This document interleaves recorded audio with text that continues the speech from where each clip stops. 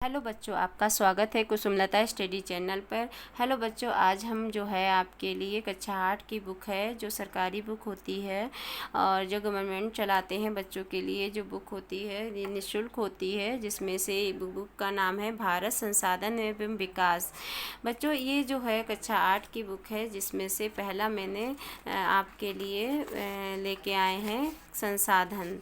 पहला पार्ट का चैप्टर का नाम है संसाधन। ठीक है, क्या है? संसाधन है। इसमें क्या है संसाधन बच्चों, होता क्या है, किसे कहते हैं संसाधन, इसके बारे में आज हम आपको सारी डिटेल में बात मतलब ये सब समझाएंगे। बच्चों, संसाधन जो होता है ना, हमारे चारों तरफ जो दिखता है, जो हम उसका उपयोग करते हैं, जो हमारी आवश्यकताओं की पूर्ति करता है, जिसे हम उपयोग में लाते हैं, वो सारे संसाधन होते हैं। जैसे कि हमारा साइकिल हो गई, रिक्शा हो गया, और पानी हो गया, बस हो गई, कुर्सी हो गई, घरों में बिजली हो गई, पंखा आदि, जो भी हमें जो आसपास दिखता है, वो सब कुछ संसाधन होता है। अब बात आती है कि संसाधन होता क्या है, कहाँ कैसे होता है ये संसाधन। तो ये बच्चों संसाधन तो होते हैं, लेकिन होता क्या है कि ये जैसे एग्जाम्पल में आप रख लीजिए, कोयला है। कोयला में क्या है, कोयला तो हमारा का लाखों वर्ष पहले भी हमारा उपलब्ध होता था, लेकिन उस समय में इसको संसाधन नहीं कहते थे, क्योंकि जब लेकिन ये जो होता है, प्रकृति ने जो हमको जो प्रकृति ने उपलब्ध कराया है ना हमको कोयला, जो तो लेकिन क्या हुआ है कि मनुष्य ने अपनी उपयोगिता के अनुसार उसमें आग उत्पन्न करने की क्षमता की खोज की, तब वो हमारा संसाधन आया है, संसाधन कहलाया है। ऐसे बहुत सी चीज़ें हैं, जैसे कि हमारा संसाधन तो होता है, लेकिन क्या होता है, जब तक हम मनुष्य अपनी आवश्यकताओं के अनुसार उसे यूज करना ना आए, तो वो संसाधन नहीं होता है। लेकिन क्या होता है कि जैसे ये लाइन कह रही है, दूसरे शब्दों में संसाधन होते नहीं हैं, बल्कि क्या होता है, प्रकृति में उपहार स्वरूप उपलब्ध विभिन्न वस्तुओं को मनुष्य अपने ज्ञान और तकनीकी के प्रयोग से उसे अपने लिए उपयोगी बनाता है। कहने का मतलब यहाँ पे ये है, संसाधन होता नहीं है, होता नहीं है, किंतु क्या होता है, प्रकृति ने जो हमें उपहार दिया है, जैसे कोयला हो गया, हीरा हो गया, वो क्या है, विभिन्न वस्तुएं, जैसे बहुत सी वस्तुएं हो गया, पेट्रोल हो गया, मिट्टी का तेल हो गया, ये सारी चीज़ें क्या हैं, होती हैं, प्रकृति में उपहार स्वरूप हैं विभिन्न वस्तुएं, लेकिन मनुष्य अपने ज्ञान और तकनीकी के प्रयोग से उसे अपने लिए उपयोगी बनाता है। वो क्या कहलाता है, संसाधन कहलाता है। बच्चों, ये जो है ना आपका, जैसे कहा जाए, कुछ संसाधन जो होते हैं ना, आर्थिक मूल्य होते हैं। आर्थिक मूल्य का कहने का मतलब होता है, जो कुछ संसाधन होते हैं, जैसे कोयला हो गया, मिट्टी का तेल हो गया, और पेट्रोल हो गया, ये सब क्या है, हमारे ये सब क्या हो गए, हमारे आर्थिक मूल्य होते हैं, जिनसे हमें पैसा मिलता है। कहने का मतलब होता है, जिनसे हमें रुपया मिलता है, वो सब क्या होता है, आर्थिक मूल्य होता है।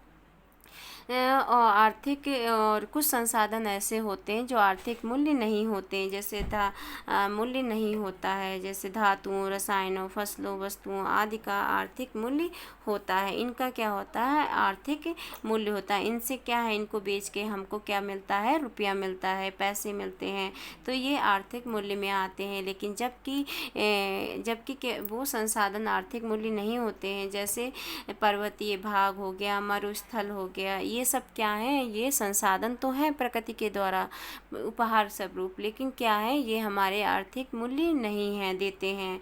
ये क्या देते हैं, हमको सुंदर दृश्य देते हैं, मनोरंजन देते हैं, लेकिन इनका आर्थिक मूल्य नहीं होता। किंतु ये आर्थिक मूल्य ना भी दे, फिर भी ये संसाधन में आते हैं। अब बच्चों, मैंने आपको ये संसाधन तो बता दिया है कि क्या होता है, लेकिन हाँ, ये सबसे ज़्यादा इम्पोर्टेंट है। कहा जाए ना, तो कई जो परीक्षाएं होती हैं, एग्ज़ाम होते हैं, उनमें क्या होता है, संसाधनों के प्रकार से संबंधित बहुत से क्वेश्चन आते हैं। तो बच्चों, ये चीज़ आप समझ लीजिए कि संसाधन के प्रकार क्या होते हैं, इनको जानिए।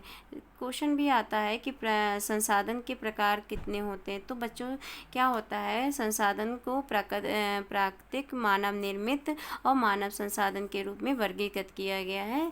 क्या है, देखिए ये संसाधन हो गया, इनको 3 भागों में बांटा गया है। 3 प्रकार होते हैं संसाधन के।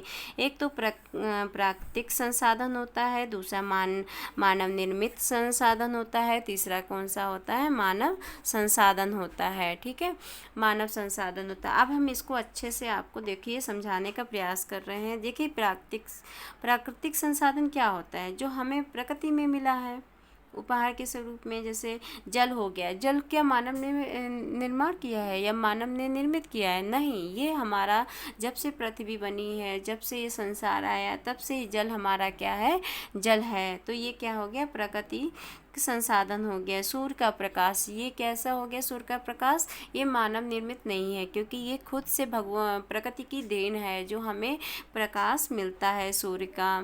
ठीक है, ये भी हमारा संसाधन में ही आएगा और ये कैसा है, प्राकृतिक है। खनिज पदार्थ हो गया, खनिज पदार्थ में आपका कोई क्या क्या आएगा, कोयला हो गया, मिट्टी का तेल हो गया, पेट्रोल हो गया, आदि अनेक चीज़ें आती हैं जो खनिज पदार्थ में आती हैं। ये भी क्या होते हैं, प्राकृतिक संसाधन में आते हैं। वन भी आता है। वन देखिए, वन कोई निर्माण नहीं करता है मानव, या मानव निर्मित नहीं होता है। ये क्या है, प्रकृति की देन है, वो अपने आप से तैयार होते हैं वन। मृदा हो गई, मिट्टी क्या होती है कि हमें अपने आप से मिलती है, प्रकृति की द्वारा मिलती है, ये कोई मानव द्वारा निर्मित नहीं होती है। तो ये सारी चीज़ें क्या होती हैं, हमारी प्रकृति की देन है। इससे संबंधित बहुत से क्वेश्चन पेपरों में आए दिन आते रहते हैं, इसलिए ध्यान से आप पढ़िएगा। दूसरा आता है मानव निर्मित संसाधन। इसमें क्या होता है, घर, सड़क, पुल, विद्यालय, अस्पताल, मशीनें, बांध और कारखाने आदि। जैसे समझिए, घर क्या है, ये प्रकृति की देन तो है नहीं। घर कौन तैयार करता है, मानव तैयार करता है। जो मानव द्वारा तैयार होती है चीज़ें, उनको ही मानव निर्मित कहते हैं संसाधन। जैसे सड़क भी मानव तैयार करता है, मनुष्य तैयार करता है, पुल भी तैयार करता है मनुष्य, विद्यालय भी देखो बनाता है मनुष्य। यानी कि समझ लीजिए, जो कुछ मनुष्य द्वारा बनाई गई चीज़ें होती हैं, वो सब क्या हो जाती हैं, संसाधन मानव निर्मित होते हैं। और जो प्रकृति में अपने आप से आई हैं, जो मानव से नहीं निर्मित हैं, वो सब क्या है, प्राकृतिक संसाधन है। और मानव संसाधन क्या है, जैसे मानव संसाधन में जनसंख्या और योग्यता, यानी कि जनसंख्या मानव में आएगी जन संसाधन में, और उसकी योग्यता मानसिक और शारीरिक। इसको ध्यान से समझिएगा बच्चों आप लोग। अब देखिए ये क्या है, इसमें इस दृश्य को देखिए अच्छे से। ठीक है, ये क्या है, जल बह रहा है, झरना बह रहा है। ये क्या है, प्राकृतिक संसाधन है, यानी कि जल जो है अपने आप से आ रहा है झरने के रूप में, है ना। और ये प्राकृतिक संसाधन वन है। देखिए वन भी जो है अपने आप से निर्मित होती है, मानव नहीं निर्मित करता है, ये प्रकृति की देन है। तो ये क्या है, प्राकृतिक संसाधन है। अब इसमें आपका प्राकृतिक संसाधन की डेफिनेशन दी गई है, यानी परिभाषा दी गई है। एक बार शॉर्टकट इसको जल्दी से समझ लेते हैं। ऐसे संसाधन जो प्राकृतिक से मानव को उपहार स्वरूप मिले हैं, उन्हें ही मनुष्य बिना किसी संशोधन के ही उपयोग करता है। जैसे हमको वन मिला है, जल है, वो क्या है, मानव अपने उनको संशोधन या अपनी ज़रूरतों, अपनी तकनीकी, अपनी ज्ञान से निर्मित नहीं करता है, वो स्वयं से हमें मिले हैं उपहार के रूप में। तो वो क्या हो जाते हैं, प्राकृतिक संसाधन हो जाते हैं। इन्हें पर्यावरण से सरलता से हमें प्राप्त होते हैं। यानी ये नहीं है कि इनको हमें, जैसे जल हो गया, पानी हो गया, सूर्य का प्रकाश है, इनको प्राप्त करने में हमें बहुत मेहनत करनी पड़ती है, ऐसा भी नहीं है। ये क्या होते हैं, हमें सरलता से मिलते हैं। जैसे सूर्य का प्रकाश है तो वो हमें मिलता ही है, हम कुछ भी ना करें लेकिन वो हमें मिलेगा। जल हमें मिलता ही, हम कुछ भी ना करें, वो हमें सरलता से मिलता है। इस तरीके से जो प्रकृति के जो हमें प्राकृतिक संसाधन होते हैं, जो प्रकृति से मिलते हैं, वो हमें स्वयं मिल जाते हैं, बहुत सरल तरीके से मिलते हैं। उनमें हमें कोई भी दिमाग या तकनीकी या ज्ञान हमें लगाने की ज़रूरत नहीं पड़ती है। तो ये क्या होते हैं, प्राकृतिक संसाधन के नाम से इनको हम जानते हैं। प्राकृतिक संसाधनों का समानता नवीनीकरण और अनवीनीकरण संसाधनों में वर्गीकृत किया है। देखिए ध्यान से आप इस लाइन को समझिएगा। ये जो प्राकृतिक संसाधन होते हैं ना, उन्हें नवीनीकरण और अनवीनीकरण संसाधनों में वर्गीकृत किया गया है। ये एग्जाम में पूछा जाता है क्वेश्चन, इस पे ध्यान दीजिएगा, इम्पॉर्टेंट है आपका। इम्पॉर्टेंट, क्योंकि नवीनीकरण और अनवीनीकरण संसाधन होता क्या है इसको जानना बहुत ज़रूरी है और ये आए दिन पेपरों में पूछा भी जाता है। ठीक है, तो क्या होता है नवीनीकरण, क्या होता है, ये ऐसे संसाधन जो प्रकृति में असीमित मात्रा में उपलब्ध हैं, जिनकी प्रकृति प्रक्रियाओं द्वारा या मानव द्वारा नवीनीकृत अथवा पुनः पूरित किया जा सकता है। अब समझिए गया, इसको समझना बहुत बच्चों ध्यान से समझिएगा, क्योंकि नवीनीकरण संसाधन होता क्या है इसको ज़रा ध्यान से देखिए। ऐसे संसाधन जो प्रकृति से असीमित मात्रा में उपलब्ध है। असीमित मतलब होता है जिसका कोई मतलब संख्या नहीं है, जिसका कोई लिमिट नहीं है, वो हमें असीमित यानी कि बहुत सारी अनलिमिटेड हमें मात्रा में उपलब्ध होती है, उसका कोई भी अंत नहीं होता है, उसे ही हम कहते हैं असीमित मात्रा में, जितना हम चाहें उतना ले सकते हैं। ठीक है, उसे ही असीमित मात्रा बोलते हैं, जिनको प्रकृति प्रक्रियाओं द्वारा या मानव द्वारा नवीनीकृत अथवा पुनः पूरित किया जा सकता है। कहने का मतलब है प्राकृतिक प्रक्रियाओं द्वारा, जो प्राकृतिक प्रक्रियाएं चलती हैं उनके द्वारा या मानव द्वारा, यानी जो प्राकृतिक प्रक्रियाएं जैसे चलती हैं। कहने का देखिए यहाँ पे क्या है, इसका मतलब ये है जैसे जल है हमारा तालाब में भरा है, ठीक है, उसका क्या होता है, पहले तो ये प्रक्रिया आपको पता ही होती है कि कैसे ये संचार होता है, यानी कि जल का कैसे पुनः चक्रण होता है, कैसे यानी वर्षा होती है, फिर ये कैसे बादल बनते हैं, ये सारी चीज़ें। तो ये प्रक्रियाएं क्या हैं, ये प्राकृतिक प्रक्रियाएं हैं। तथा मानव द्वारा निर्मित, कहने का मतलब है जो मानव द्वारा नवीनीकृत, यानी जैसे सूर्य का प्रकाश है, ठीक है, सूर्य का प्रकाश आ रहा है, हम उसको किस तरीके से अपने ज्ञान से, अपने मतलब अपनी तकनीकियों के द्वारा उसको फिर से हम उसको ज्ञान को ले सकते हैं, यानी कि उसको उपयोग कर सकते हैं। सौर ऊर्जा तो आपने सुना होगा, ये इसी का एक उदाहरण है जो एक मानव द्वारा ही नवीनीकृत है। इसको हम सूर्य के प्रकाश को, जैसे अभी सूर्य का दिन में प्रकाश निकलता है, लेकिन हम अगर चाहे, मनुष्य ने ऐसी तकनीकी का आविष्कार किया है जो सौर ऊर्जा जिसे कहते हैं, सौर पैनल कहते हैं, जो हम इसको यूज हम रात में भी कर सकते हैं अथवा पुनः पूरित किया जा सकता है, यानी पुनः फिर से किया जा सकता है। उसे क्या कहते हैं, नवीनीकरण संसाधन, यानी कि सूर्य के प्रकाश को हम फिर से दोबारा इसको यूज कर सकते हैं। ठीक है, उसे कहते हैं, देखिए सूर्य प्रकाश, पवन, वायु आदि कभी ना समाप्त होने वाले संसाधन हैं। जैसे सूर्य का प्रकाश है, क्या कभी समाप्त होगा? नहीं होगा, ये फिर निकलेगा, फिर मतलब यानी कि हमेशा रोज इसकी प्रक्रिया चलती है। पवन भी है, रुकने वाला नहीं है, इसकी भी क्या होती है, ना समाप्त होने वाला, ये कभी भी पवन जो है नहीं रुक सकती है, ये भी अपनी जगह पे पवन चलती रहती है। वायु का भी यही चीज़ है, वायु भी क्या है, कभी ना समाप्त होने वाला संसाधन है। इन्हें क्या कहते हैं, इन्हें अच्छेशील संसाधन का नाम भी दिया गया है। क्या कहते हैं इसको, जो कभी समाप्त ना हो उसे क्या कहते हैं, अच्छेशील संसाधन कहते हैं। ये पृथ्वी पर सीमित मात्रा में होता है, ये तो हम पहले ही आपको बता चुके हैं। जो प्रकृति में संसाधन जो होते हैं प्रकृति के द्वारा मिलते हैं, वो असीमित मात्रा में होते हैं, जिनका कोई अंत नहीं होता है, जिसको हम अनलिमिटेड यूज कर सकते हैं।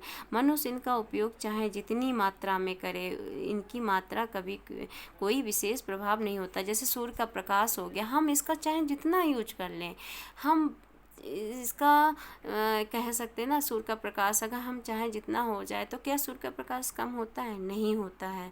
वैसे ही हम पवन का यूज करें तो क्या पवन कम हो जाएगी? नहीं यूज हो, मतलब नहीं हम कम होती है। वैसे ही वायु का हम चाहें जितना यूज कर लें किसी भी तरीके से, लेकिन क्या वायु कम होती है? नहीं होती है।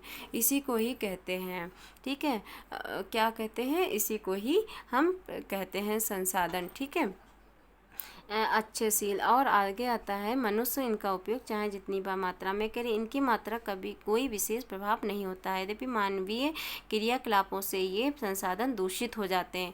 कहने का मतलब होता है, जब मानवीय इन पे कोई क्रियाकलाप करता है तो ये संसाधन क्या दूषित हो जाते हैं। जैसे जल होता है, जल तो हमें शुद्ध ही मिलता है, वर्षा का पानी जो होता है सबसे शुद्ध होता है, लेकिन वो जब पृथ्वी पर आता है, मानव क्या करता है, उसको गंदा करता है, पशुओं को नहलाकर, कूड़ा करकट डाल डालकर इस तरीके मलमूत्र के द्वारा उसको दूषित करता है, तो वो क्या हो जाता है अपनी क्रियाकलाप के द्वारा, यानी कि जो भी ये सब चीज़ें करता है जिसके कारण संसाधन जो हमें जल के रूप में मिला है वो दूषित हो जाता है। जैसे वायु प्रदूषण में हमें सांस लेने में कठिनाई होने लगती, जैसे वायु प्रदूषण है, वायु प्रदूषण करता है मानव क्रियाओं के द्वारा। कैसे? जैसे जैसे बस चलाकर, ठीक है, मोटरसाइकिल चलाकर, बाइक चलाकर, उसमें जो धुआं निकलता है ना, वो उससे क्या होती है हमारी वायु प्रदूषण हो जाता है, जिससे क्या होता है हमें सांस लेने में कठिनाई होती है, क्योंकि वायु भी तो हमारा संसाधन है, प्रकृति के द्वारा दिया गया उपहार के रूप में है। कुछ प्राकृतिक संसाधन मानवीय प्रयासों से भी उत्पन्न होते, जैसे पौधों को लगाकर हम वन संसाधन को बढ़ा सकते हैं। कहने का मतलब है अगर मनुष्य चाहे यहाँ पर कुछ अपने जो मानवीय प्रयास होते हैं, मानव के द्वारा प्रयास होते हैं, मानव चाहे अब पौधों को लगा देता है तो वो क्या हो जाता है वन संसाधनों को बढ़ा सकता है, लेकिन वन के संसाधनों को बढ़ा सकता है। ठीक है, तो कुछ ही ऐसे संसाधन हैं जिनको मानव अपने चाहे तो अपने प्रयासों से इसको बढ़ा सकता है। अब देखिए अनवीनीकरण संसाधन क्या होते हैं। अनवीनीकरण संसाधन में क्या होता है, ऐसे प्राकृतिक संसाधन जो भूतकाल में निर्मित हुए हैं। भूतकाल किसे कहते हैं? जो बीत चुका हुआ है तथा जिनका भंडार सीमित मात्रा में है। जैसे भूतकाल जो बीत चुका है, ठीक है, उसमें क्या होता है जो संसाधन हमारे बने हुए हैं जिनका एक भंडार है, लेकिन वो सीमित भंडार है, ठीक है, ये नहीं है अनलिमिटेड है भंडार, तो वो क्या है अनलिमिटेड ना होकर सीमित भंडार है, तो उसे ही अनवीनीकरण संसाधन कहते हैं। जो हमारे जो प्रकृति के द्वारा जो संसाधन हमें भूतकाल में जो निर्मित हुए हैं जिनका भंडार भी सीमित है, उन्हें ही अनवीनीकरण संसाधन कहते हैं। इन संसाधनों का एक बार उपयोग कर लेने के बाद इन्हें पुनः प्राप्त नहीं किया जा सकता।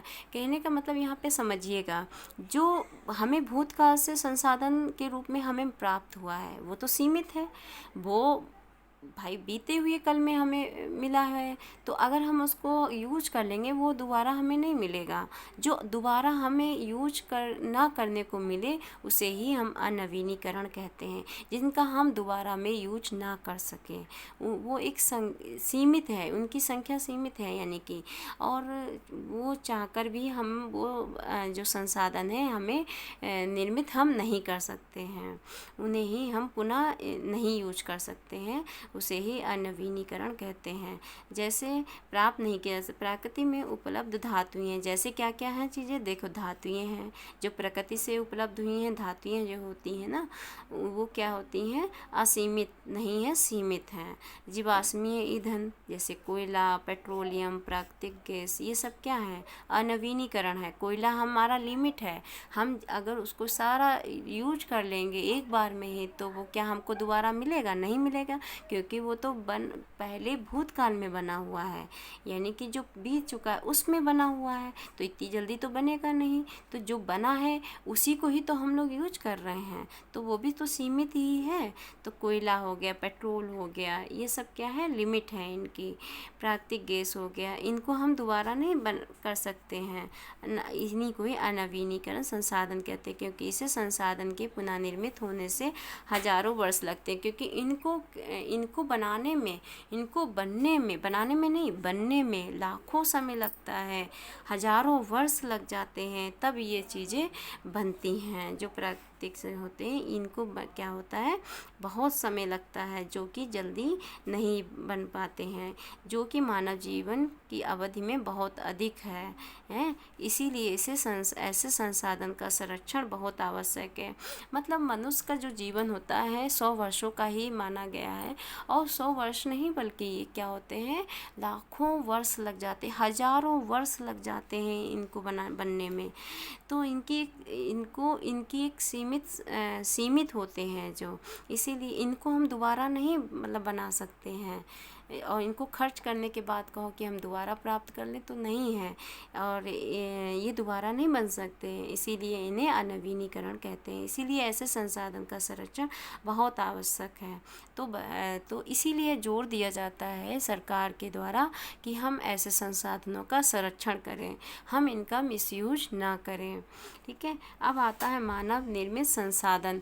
मानव निर्मित संसाधन में क्या होता है, जो मानव के द्वारा तैयार किया जाता है संसाधन, उसे ही मानव निर्मित संसाधन कहते हैं। इसमें क्या क्या चीज़ें आ जाती हैं हमारी, देखिए जैसे लोह खनिज उस समय तक संसाधन नहीं होता है। जैसे लोहा है हमारा, जो खनिज में आता है, वो क्या होता है, हमारा ऐसे उपयोग में नहीं आ रहा, तो वो संसाधन नहीं है।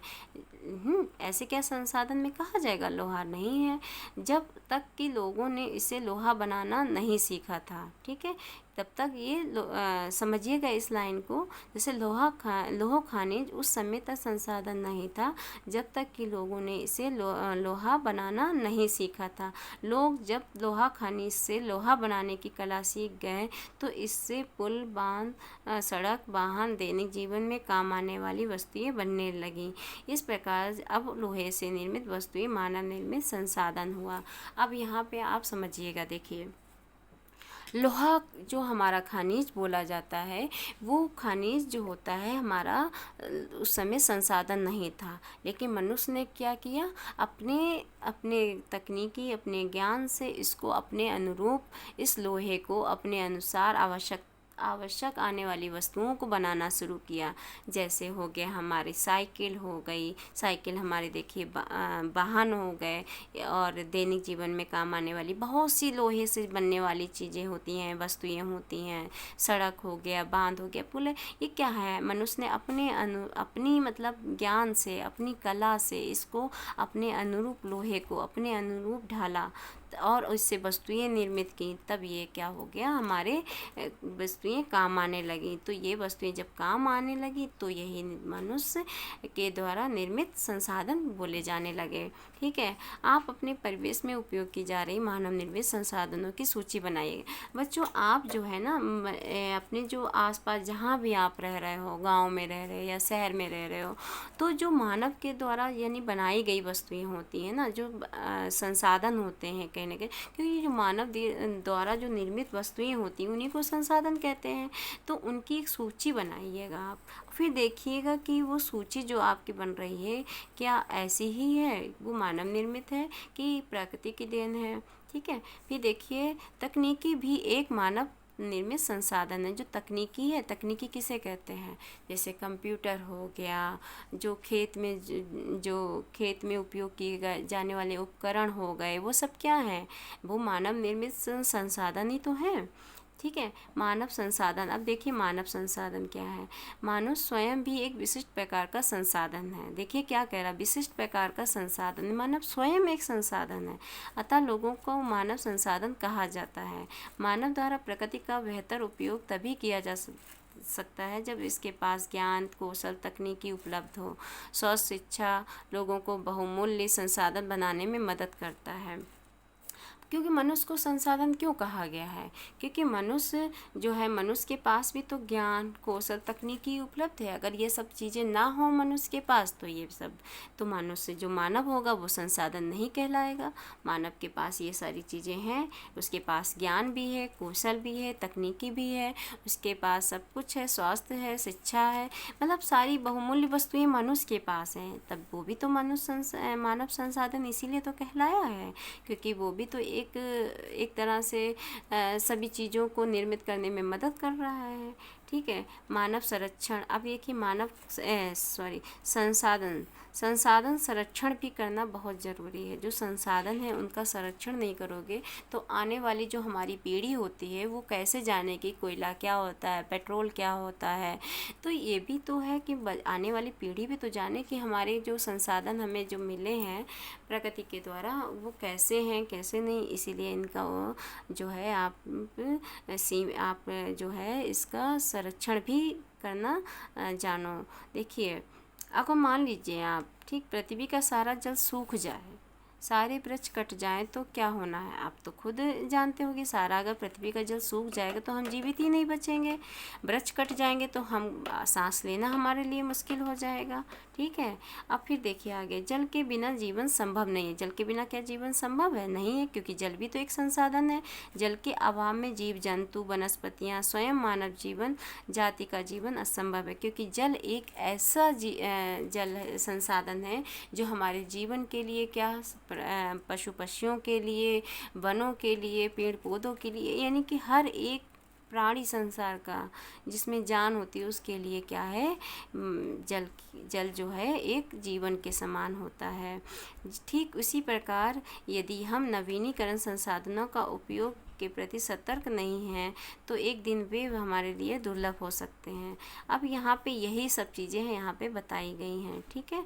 और संसाधन कहते हैं इन्हीं को ही, अगर हम संसाधन को उचित तरीके से उपयोग करें उसी को संसाधन संरक्षण कहते हैं। बच्चों आप समझ गए होंगे। ठीक है। ऐसा विकास सतत पोषणीय विकास कहलाता है। अगर हम इसको उचित तरीके से प्रयोग करते हैं, संसाधन को, इनका संरक्षण करते हैं, तो ये क्या आने वाली पीढ़ी के लिए सतत पोषणीय विकास के रूप में कहलाएगा।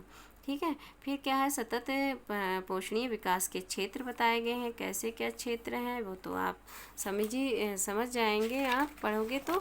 और देखिए यहाँ पे एक और इम्पॉर्टेंट चीज़ है, कुछ संसाधनों की प्राप्ति सभी जगह होती है, उन्हें सर्वव्यापक संसाधन कहते हैं। ये चीज़ आप लोग ध्यान से समझिएगा। सर्वव्यापक संसाधन किसे कहते हैं? जो सभी इस जगहों पे मिल जाते हैं उन्हें क्या कहते हैं? सर्वव्यापक कहते हैं। और स्थानीय संसाधन किसे कहते हैं? जो विशेष क्षेत्र में पाए जाएं उन्हें स्थानीय संसाधन कहते हैं। इसमें क्या आएंगी? धातुएं, उपजाऊ भूमि, जो स्थानीय यानी जगहों पे मिल जाएं।